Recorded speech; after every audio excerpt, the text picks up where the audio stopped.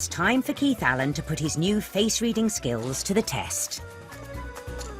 He's going up against 4 keen amateur poker players. 125, pass, pass. Will he detect the deviousness of his opponents? Call, pass. And fox them with his own facial trickery? Farsh is very difficult to read, and it's not simply because of his beard, it's because he's keeping a real poker face. He's doing his utmost to ensure that the others can't read his feelings. 25 more. Cool. 150. Now, Rupin is probably the most easy to read. First of all, we see an eye wipe. This is an unconscious gesture connected with disappointment and regret. It means that he's quite unhappy about the hand that he's played. And at the same time, he's also tweaking his ear. And that is an attempt to admonish himself. All of these things together tell us that he's not a happy bunny. Sam has just done a tongue show.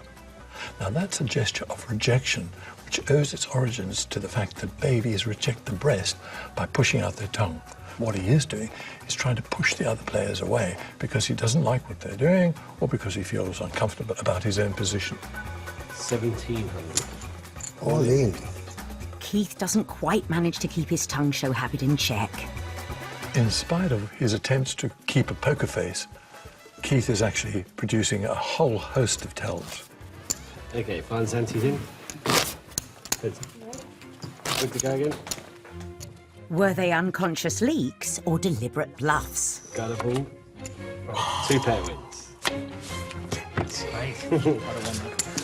I was gonna gum you down. One by one, Keith's opponents drop like flies. Hey, Sam, unlucky. Nice game. All over. Winner. Very nice. Thank you. But in the final round, Keith loses out to the best poker face. Well done, well done. Thank you. So, how did it go?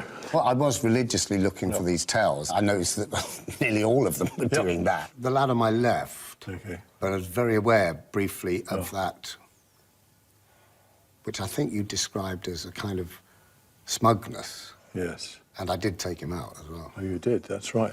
So what do you reckon you've learnt from this exercise? I would definitely be looking out for those little tells. But I think first and foremost, you do start to watch betting patterns. I think that is the kind of bank of information. And I guess once you've established that, you then start looking for those tiny little tells, which obviously do exist. I mean, I did notice them. What about controlling your own?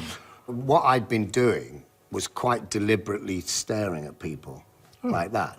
And the lad on my left, he was trying to look away, but he had to break every time and go, what? Which, again, gave me a kind of power. When I had something or didn't have something, I'd still stare, which is not how I'd normally play it. So, yeah, I think, all in all, it can be a very useful tool. Well done, Hustler.